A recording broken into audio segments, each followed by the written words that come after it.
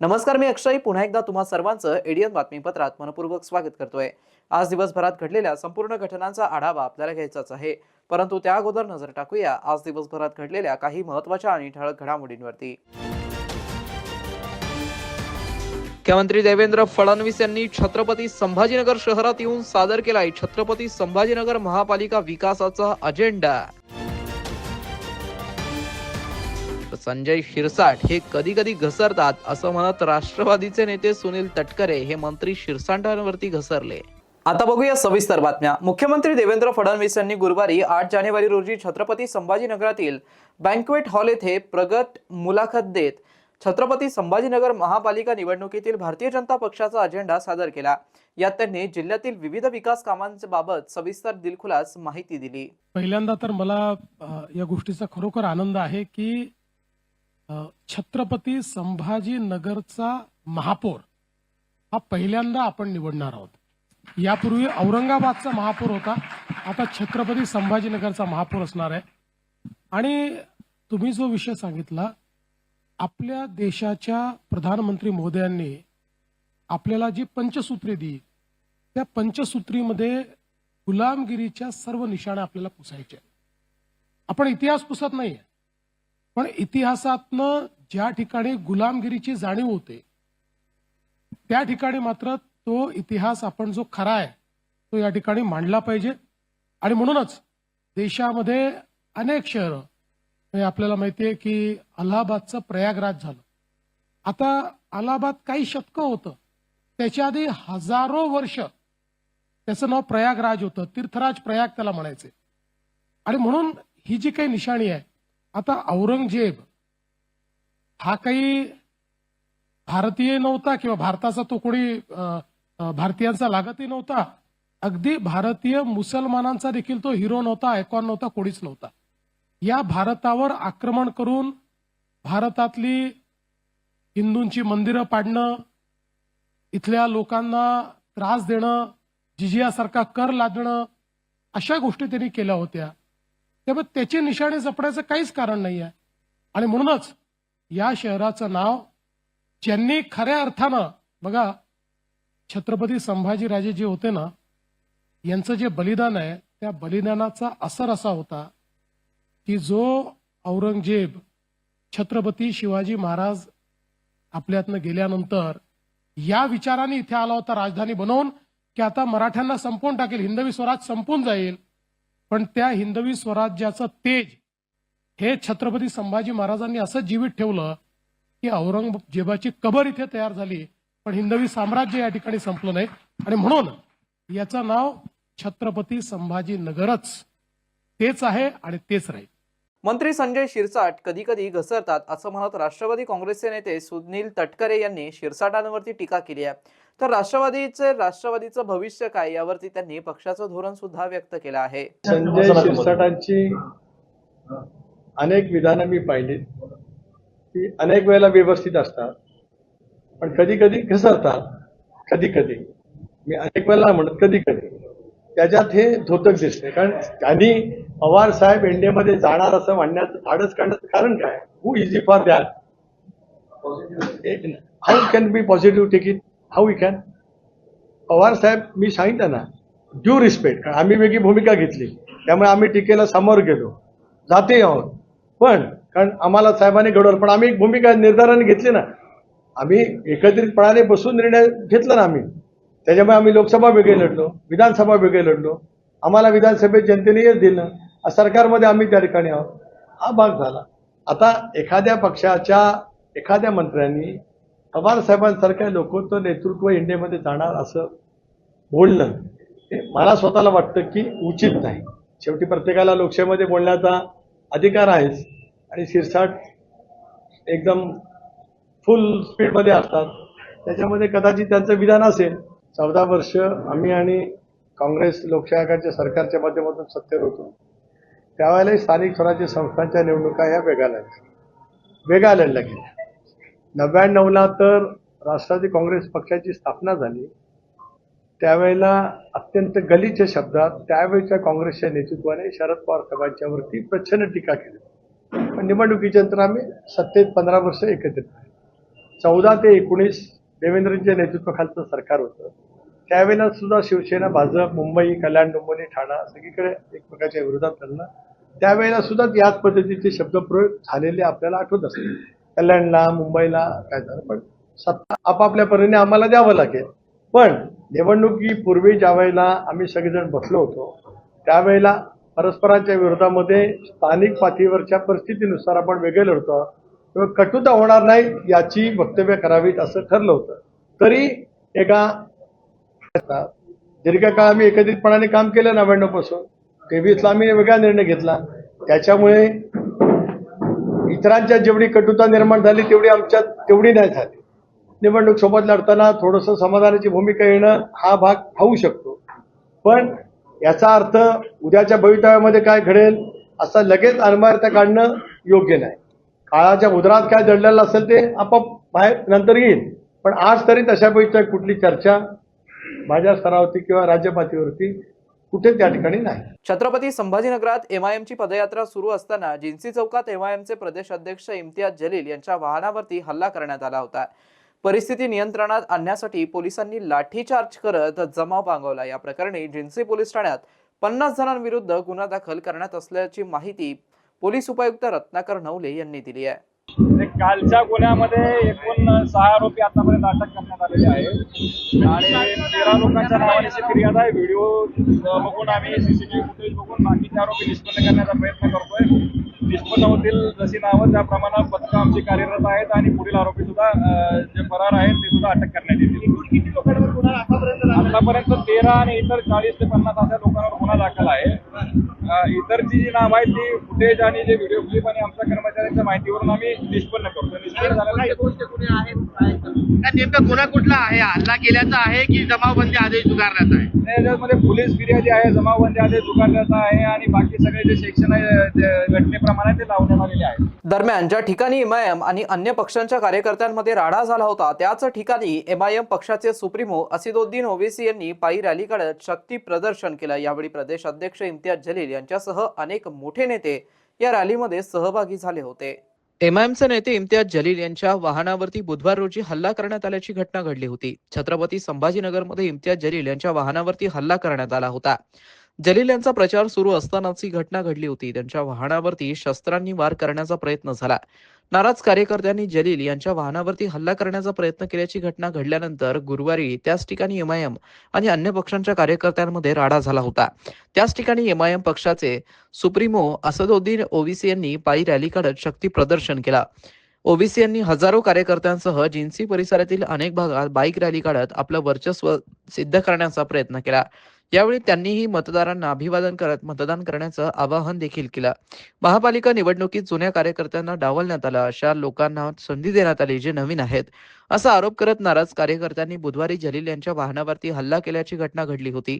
यावेळी प्रदेश अध्यक्ष इम्तियाज जलील यांच्यासह एमआयएम पक्षाचे पूर्वी नाराज झालेले अनेक नेते देखील या रॅलीमध्ये पाहायला मिळाले. तर एमआयएम पक्षाचे अनेक मोठे नेते या रॅलीमध्ये सहभागी झाले होते.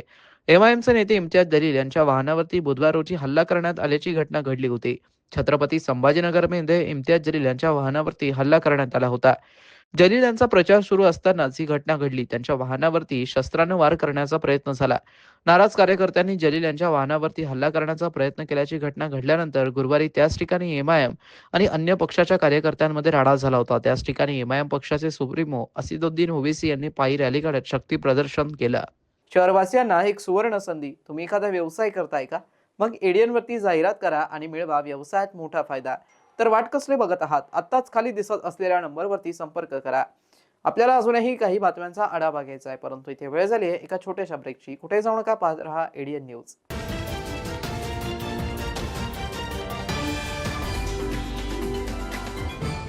15 तारखेला महानगरपालिकेचं मतदान आहे, तर मी पण माझा मतदानाचा हक्क बजावणार आहे. तुम्ही सर्वांनी पण मतदान करून लोकशाही बळकट करावी. धन्यवाद. बळी पडू नका आमिषाला, शाई लावा बोटाला. छत्रपती संभाजीनगर महापालिका सार्वत्रिक निवडणूक 2025. मतदान दिनांक 15 जानेवारी 2026. वेळ सकाळी 7:30 ते सायंकाळी 5:30 वाजेपर्यंत. 15 जानेवारीला महानगरपालिका नगरसेवकाचं मतदान आहे. ते माझं मत असं आहे का मतदान प्रत्येक व्यक्तीनं, प्रत्येक ज्याचं बी मत असेल प्रत्येकाने मत टाकावा, हे माझं म्हणणं आहे. आणि मी माझं वयाच्या प्रत्येकी माझं जेव्हा वय झालं होतं तेव्हा मी 18 वर्षाचं झालं होतं तेव्हापासून मी मतदान करतो. एकही मतदान कधीही मी असं व्यर्थ केलेलं नाही. माझं मन असं आहे की सगळ्यांनी जेवढे बी लोक आहेत त्यांनी मतदान करावा, हीच माझी विनंती. करा मतदान, सांगतंय संविधान. छत्रपती संभाजीनगर महानगरपालिका सार्वत्रिक निवडणूक 2025. मतदान दिनांक 15 जानेवारी 2026. वेळ सकाळी 7:30 ते सायंकाळी 5:30 वाजेपर्यंत. नमस्कार. पोलीस आयुक्त छत्रपती संभाजीनगर व आयुक्त छत्रपती संभाजीनगर महानगरपालिका यांचे करून सर्व नागरिकांना आवाहन करण्यात येते की शासनाच्या आदेश व माननीय न्यायालयाने पतंग उडवण्यासाठी नायलॉन मांजाचा वापर करण्यास प्रतिबंध केला आहे. जो कोणी नायलॉन मांजाचा वापर करील, तसेच खरेदी व विक्री करेल, स्वतःजवळ बाळगेल, वाहतूक करेल, अशा संबंधितांवर कडक कायदेशीर कारवाई करण्यात येईल. कोणीही नागरिक नमूद सूचनांचे उल्लंघन करताना आढळून आल्यास पोलीस मदत क्रमांक 112, पोलीस नियंत्रण कक्ष क्रमांक 024 0224 0500 अथवा स्थानिक पोलीस स्टेशन येथे संपर्क साधावा. लहान मुले हे पतंग उडताना नायलॉन मांजाचा वापर करणार नाही याकडे पालकांनी लक्ष द्यावे. धन्यवाद. जसं की आपल्या सगळ्यांना माहितीच आहे की येणाऱ्या 15 तारखेला महानगरपालिकेच्या निवडणूक आहे, तर आम्ही त्यासाठी पहिल्यांदाच मतदान करणार आहे. तर मी तुम्हाला पण विनंती करेल की तुम्ही पण जाऊन मतदान करावं. मतदान हा आपल्या फक्त अधिकारच नाही तर आपली जिम्मेदारी पण आहे. मी पण मतदान करणार आहे, तुम्ही पण मतदान करा आणि लोकशाहीला बळकट करा. आपल्या बोटाला शाही, भक्कम होईल लोकशाही. छत्रपती संभाजीनगर महानगरपालिका सार्वत्रिक निवडणूक 2025. मतदान दिनांक 15 जानेवारी 2026. वेळ सकाळी 7:30 ते सायंकाळी 5:30 वाजेपर्यंत. माझाही अधिकार आहे मतदानचा. मी मतदान करणार. 15 तारखेला मतदान आहे, मतदान करणार. आणि माझं एक मत आहे की सगळ्यांना हे मतदान करण्यात यावे, अशी माझी एक विनंती आहे सगळ्यांना. आणि आपला जो अधिकार आहे मतदानचा तो सगळ्याला कोणला बी करा, पण मतदान करा. हे सगळं आपला अधिकार लोकशाहीचा आहे, आपण करण्यात यावी. असं एक लोकशाहीला बळकट करावी, हे एक माझी विनंती आहे. मतदानाचा वाढवू टक्का, लोकशाहीत होईल अधिक कुडवा. छत्रपती संभाजीनगर महानगरपालिका सार्वत्रिक निवडणूक 2025. मतदान दिनांक 15 जानेवारी 2026. वेळ सकाळी 7:30 ते सायंकाळी 5:30 वाजेपर्यंत. 20,000 रुपये? स्कॅमची चाहूल. तू कोण? मी तो जो तुला या स्कॅमची रेसिपी सांगणार आहे. कशी? सगळ्यात पहिल्यांदा बारीक कापलेले छोटे छोटे काम देईन, व्हिडिओ पहा, फॉर्म भरा, सुरुवातीला पैसे पण देईन. असं? आता टाकीन लालचचे मी तुला सांगेन एक डिग्री घे, आणखी जास्त कमाई होईल. डिग्रीच्या बदल्यात तुझ्याकडून वसूल करीन भरपूर पैसे. डिग्रीच्या बदल्यात पैसे देणे काय वाईट आहे? वाईट माझ्यामध्ये आहे ताई, कारण ती डिग्री असेल खोटी, तुझा किस्सा होईल रिकामा. मॅडम जी, स्कॅमर सांगून नाहीयेत, पण घर बसल्या पैसे कमवण्याचा वादा करून पूर्ण नुकसान करून टाकतो. सायबर क्राईम पासून वाचायचं आहे तर थांबा, विचार करा आणि ऍक्शन घ्या. मैं फर्स्ट टाइम वोटिंग कर रही हूँ. आप सबको भी वोटिंग करना चाहिए. ये हमारी लोकशाही का हिस्सा है. हमारी लोकशाही मजबूत करने के लिए सभी ने वोट करना चाहिए. एक मत हमें मतदाता बनाता है. छत्रपती संभाजीनगर महानगरपालिका सार्वत्रिक निवडणूक 2025. मतदान दिनांक 15 जानेवारी 2026. वेळ सकाळी 7:30 ते सायंकाळी 5:30 वाजेपर्यंत. आता हे मतदान हे आपला जन्मसिद्ध हक्क आहे आणि हा हक्क आपल्या हातून आमदार, खासदार, पंतप्रधान हे सगळे हाय लेवलचे इथून सगळे नगरसेवक, ग्रामसेवक हे सगळेच आले. त्यामध्ये सगळ्यापैकी निवडत हे वरील आणि त्यामधून हे असं माझं मत आहे. मतदान करा तुम्ही, कोणत्या पक्षाला द्यायचं ते कुठले चॉईस करा आणि त्याला ज्यानं काम केलेलं आहे. यामुळं त्याच्यात तुमचा जेवढा अनुभव आहे त्या अनुभवाचा तुम्ही योग्य तो वापर करायला पाहिजे असं माझं मत आहे. आता हे मतदान माझं वय 80 चालू आहे वय. जोपर्यंत जमिनीवर आहे तोपर्यंत करू शकतो. जोपर्यंत हातपाय चांगले आहे, शरीर चांगलं आहे, त्याच्या ह्यानं करायचं. आपला हक्क आहे तो मतदान करायचा. म्हणजे देशातून आपणाला चॉईस करायची आहे ना सगळे हे नेते.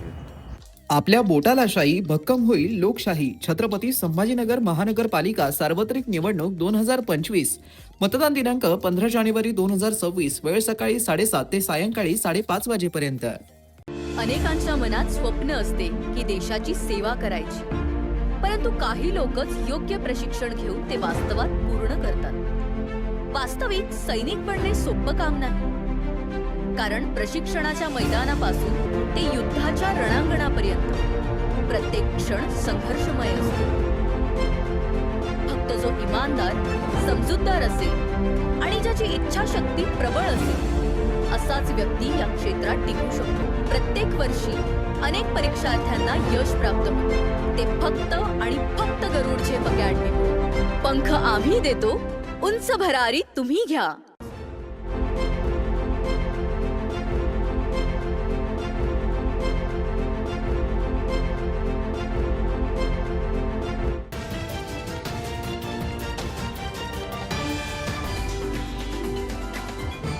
नमस्कार. ब्रेकनंतर पुन्हा एकदा स्वागत. आपण बघत आहात एडीएन बातमीपत्र. आम्ही चॅलेंज केलं होतं, विराट सभा घेऊन दाखवा. कोणी मायचा लाल करू शकला नाही, अशा शब्दात शिवसेना उद्धव बाळासाहेब ठाकरे गटाचे नेते अंबादास दानवे यांनी अन्य पक्षांना चॅलेंज केल्याचं माध्यमांशी बोलताना त्यांनी स्पष्ट केलं. उद्धव ठाकरे यांची सभा विराट होणार असा दावा देखील त्यांनी केलाय. बिलकुल ही सभा उद्धवजींची सभा होती आणि मागच्या काळात जेवढ्या उद्धवजींच्या सभा झाल्या मला वाटतं 2022 पासून आतापर्यंत 4-5 सभा झालेल्या आहेत. सगळ्या विराट झाल्या आणि या सगळ्या सभेचं रेकॉर्ड ही सभा मोडेल. या सभेवर शिवसेना प्रमुख मान्य बाळासाहेब ठाकरे यांची पहिली सभा झालेली या मैदानावर. या मैदानावर शिवसेना प्रमुख मान्य बाळासाहेब ठाकरे यांनी 9 मे 1988 ला संभाजीनगर नावाची घोषणा केली. या मैदानाच्या सभेनंतर शिवसेनेला पहिल्यांदा यश मिळालं होतं. आता एवढी फूट झाली, तूट झाली, काही लोक गेले आले, जे काही झालं ते झालं. शिवसेना प्रमुखांचं प्रेम संभाजीनगरची जनता बिलकुल दाखवेल, उद्धवजीवरचं प्रेम दाखवेल आणि या मैदानावर विराट सभा आम्ही सगळे शिवसैनिक मिळून करू. बरं, पण चॅलेंज दिलं जात होतं विरोधकांकडून सभेत गर्दी जमा करण्याचं, मी त्यांना चॅलेंज केलं होतं, हे मैदान तुम्ही पण घ्या आणि सभा करा ना, आम्ही पण करतो. कोण मैदान भरू शकतो आपण पाहू म्हणलं. एक तरी आला का माहीचा लाल. 6 तारखेपासून 18 मी बुक केलं. मी सगळ्यांना आवाहन केलं होतं, शिंदे गटाला आणि भाजपला इथे सभा घ्या. भाजपच्या लोकांचा मला आला होता फोन, मला दिवस म्हणलं देऊ, आमची सभा सोडून कोणताही दिवस मागे देऊ, पण एका मंगल कार्यालयात कार्यक्रम घेतात ते आता फडणवीसांचा. बघा तुम्ही.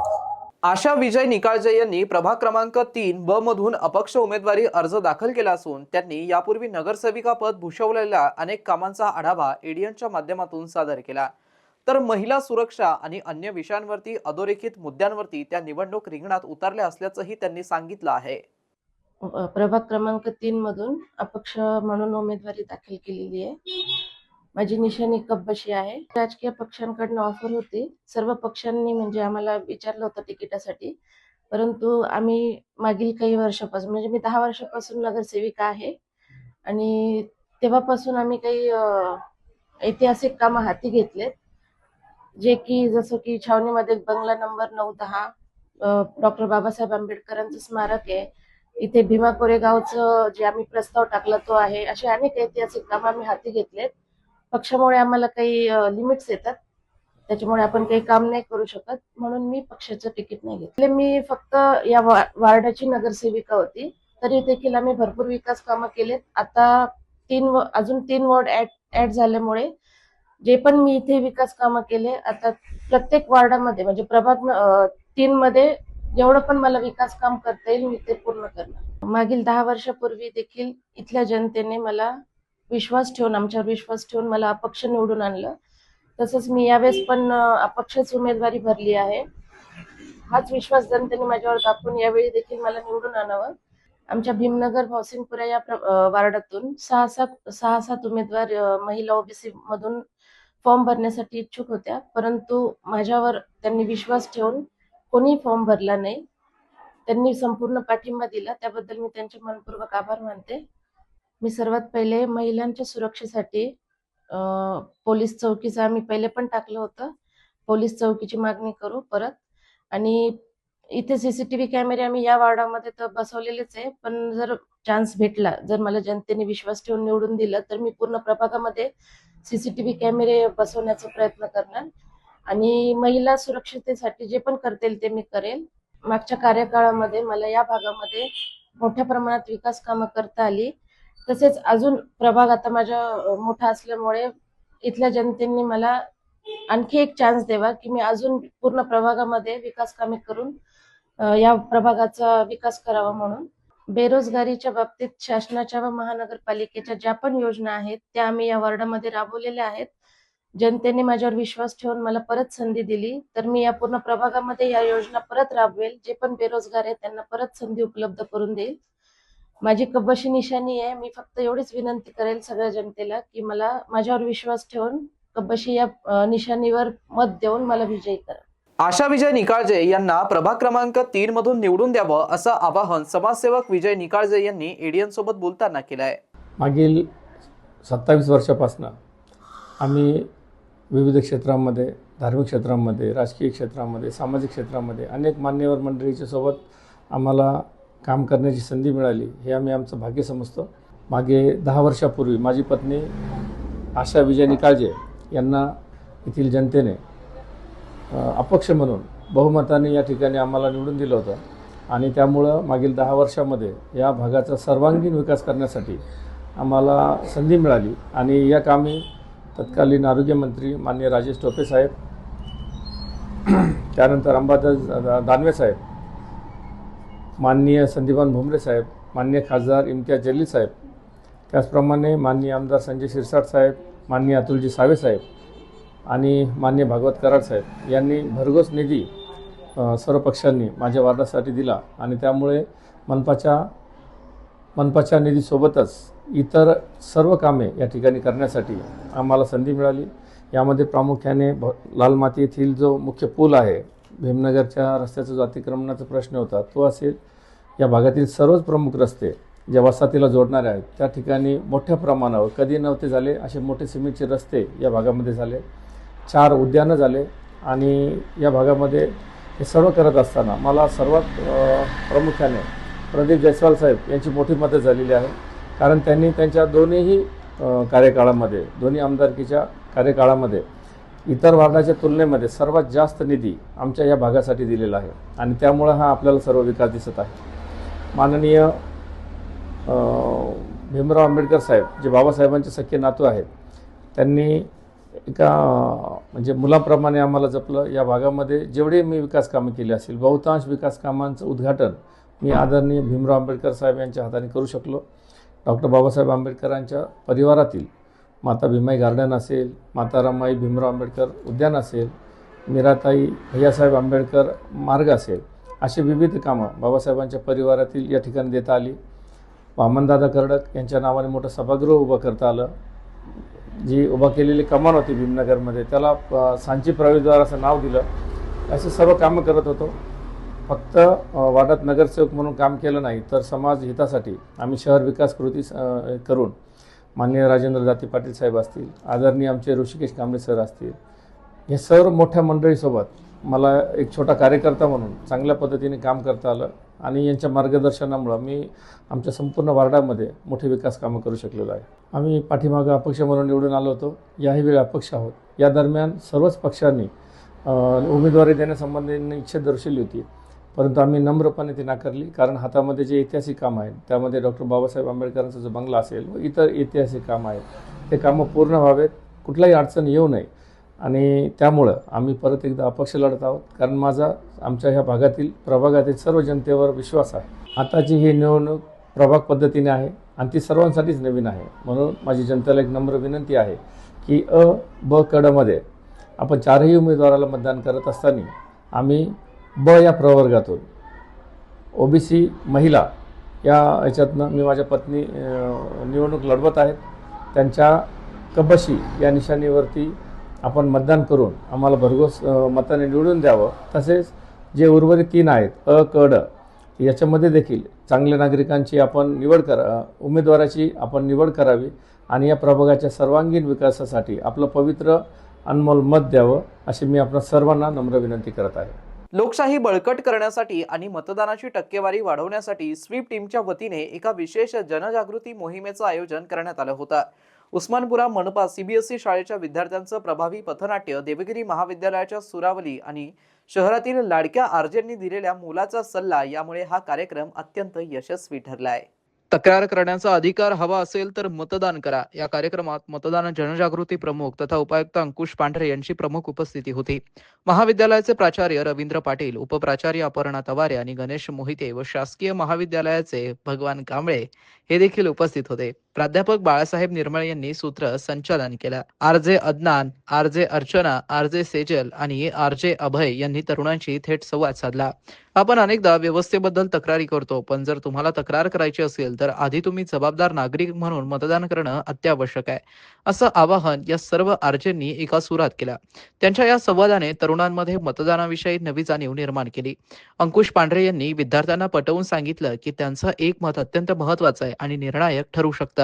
शालेय मुलांचं पथनाट्य आणि मनोरंजक उखाणे उस्मानपुरा मनपा CBSE शाळेतील मुलांनी यावेळी मतदानाचं महत्त्व या विषयावरती अप्रतिम पथनाट्य सादर केलं. या चिमुकल्यांनी आपल्या अभिनयातून मतदान सोडलं नाही आणि प्रत्येक मतदानाला जाऊन मतदान केलंच पाहिजे हा संदेश दिला.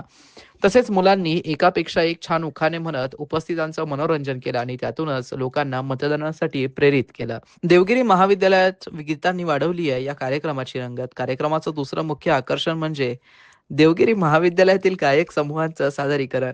राज्यस्तरीय स्पर्धांमध्ये बक्षीस विजेत्या ठरलेल्या या समूहांनी 2 प्रेरणादायी समूह गीते सादर केली. या गाण्यांमुळे उपस्थितांमध्ये देशप्रेमाची आणि मतदानाची भावना अधिक प्रबळ झाली आहे. यावेळी मतदानाची माहिती देणारी एक विशेष LED व्हॅन देखील उपस्थित होती. या मोहिमेला यशस्वी करण्यासाठी स्वीप टीमचे सदस्य संजीव सोनार, गोविंद बारबोटे, शशिकांत उबाळे, विजय कोल्हे, संजय कुलकर्णी, अर्पिता शरद आणि मनपाच्या शर्ली निर्मल यांनी विशेष परिश्रम केलेत. कार्यक्रमाला उपस्थित असलेल्या सर्व विद्यार्थ्यांनी शपथ घेतली आहे की ते स्वतः तर मतदान करतीलच, पण इतरांनाही मतदानासाठी प्रेरित करतील. या कार्यक्रमाला उपस्थित नागरिकांनी भरघोस प्रतिसाद दिला. जैसे कहा जाता है कि सबसे श्रेष्ठ दान कौन सा होता है, तो वो होता है मतदान, योर वोट. आपको आपके वोट की पावर नहीं पता है. जैसे हम लोग कॉलेजेस में जाते हैं, कॉलेजेस के बच्चों को ना उनकी जनरेशन के हिसाब से और उनके टर्मिनोलॉजी के हिसाब से अगर एक्सप्लेन करें तो उनको समझ में आता है. फॉर एग्जाम्पल, अगर आप ये सोचते हो, जैसे मैं दूसरे कॉलेजेस में दूसरे बच्चों से भी ये कहती रहती हूँ, आप लोग अगर बोलोगे ना मेरे एक से क्या हो जाएगा, मैं तो छुट्टी एंजॉय करता हूँ, कोई ना कोई जाके कर लेगा, राइट. अगर आपका कोई पेपर, ऐसे बहुत सारे लोग होंगे जिनका एकदम से काठावर पास झाले, राइट. 1 मार्क की वजह से यहाँ पे कितने लोगों के पेपर बैक लगे हैं और कितने लोगों के पेपर निकले हैं, मुझे बताइए जरा. शेवटी पुन्हा एकदा नजर टाकूया आज दिवसभरात घडलेल्या काही महत्त्वाच्या आणि ठळक घडामोडींवरती. मुख्यमंत्री देवेंद्र फडणवीस यांनी छत्रपती संभाजीनगर शहरात येऊन सादर केलाय छत्रपती संभाजीनगर महापालिका विकासाचा अजेंडा. संजय शिरसाट हे कधी कधी घसरतात असं म्हणत राष्ट्रवादीचे नेते सुनील तटकरे हे मंत्री शिरसाटांवरती घसरले. आणि याबरोबरच हे बातमीपत्र इथे संपलं. पुन्हा भेटूया पुढील बातमीपत्रात. तोपर्यंत पाहत रहा आपल्या हक्काचं बातमीपत्र EDN न्यूज.